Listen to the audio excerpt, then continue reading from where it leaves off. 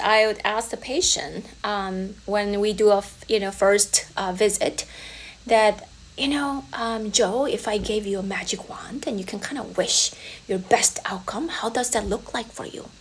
And probably the most common answer I get is like, I just want to feel better. I'm just so tired, and like I just don't want to snore. So those are probably the most like two most common answers I get. And then the flip side of it is, you know what? You can get it if you can wear a mouthpiece. That's it.